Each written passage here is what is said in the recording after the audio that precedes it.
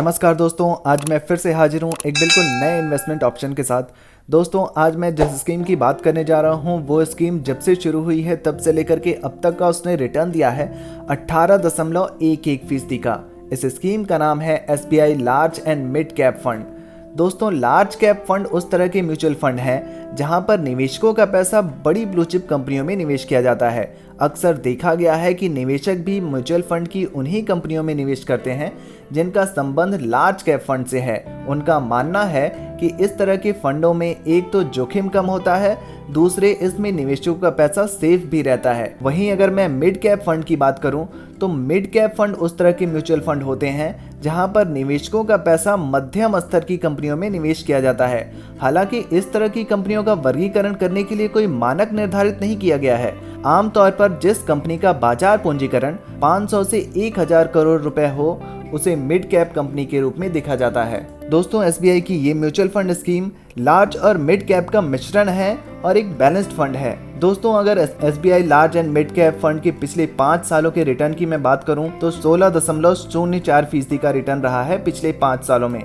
और अगर मैं SBI large and mid cap fund के पिछले 3 सालों का ही रिटर्न देखूं तो काफ़ी अच्छा प्रदर्शन रहा है। पिछले 3 सालों में दोस्तों इसने 23.42% का रिटर्न दे दिया है। और पिछले 1 साल में SBI large and mid cap fund ने तो बहुत ही ज़्यादा बेहतर प्रदर्शन दिखाते हुए 67.51% का रिटर्न दे दिया है।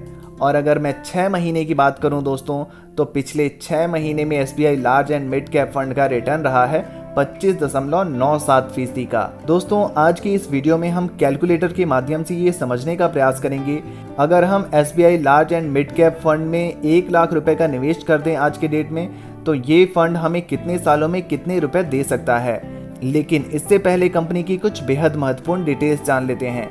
SBI large and mid cap fund के अगर NAV प्राइस की बात करूं तो 383.72 रुपए का NAV प्राइस है। रेटिंग अगर देखी जाए तो इस फंड की रेटिंग 3 स्टार की दी गई है, ठीक ठाक रेटिंग दिख रही है।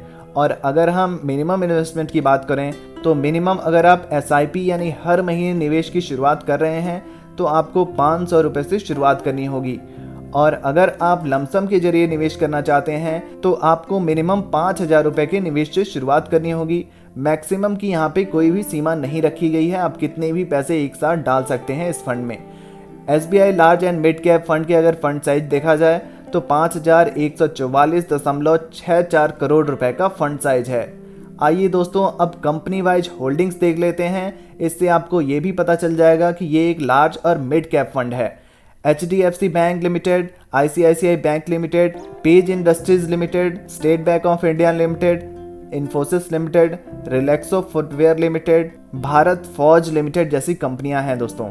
और अगर हम SBI large and mid cap fund को सेक्टर वाइज एलोकेशन के हिसाब से देखें तो फाइनेंशियल सेक्टर्स को सबसे ज़्यादा दिया गया है 21.5%, automobile sector 14.7%, other sector 11.7%, FMCG sector 9.7%, health care sector 9.4%, construction sector 8.3%, engineering sector 7.0%, energy sector 6.0%, technology sector 5.9% और टेक्सटाइल सेक्टर को 5.8% दिया गया है।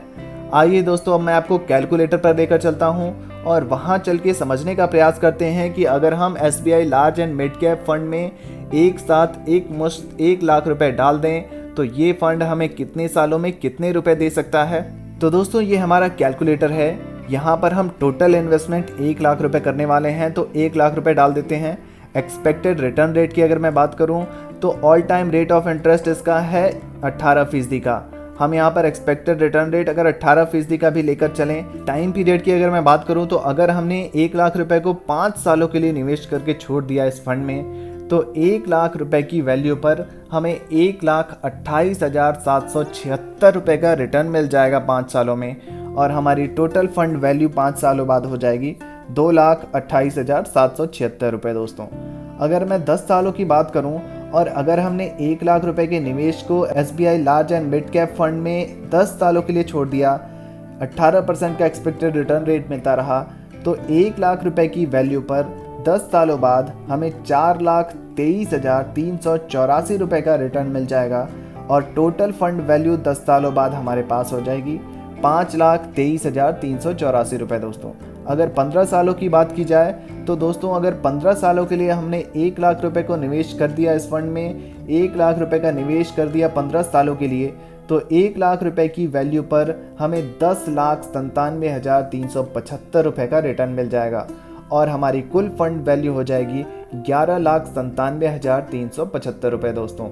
20 सालों की बात की जाए तो दोस्तों अगर 20 सालों के लिए इन्वेस्टमेंट कर दिया, 18% का एक्सपेक्टेड रिटर्न रेट मिलता रहा, 1 लाख रुपए का निवेश हमें 26,39,303 रुपये का रिटर्न देगा और हमारी कुल फंड वैल्यू 20 सालों बाद हो जाएगी हमारे पास 27,39,303 रुपये दोस्तों।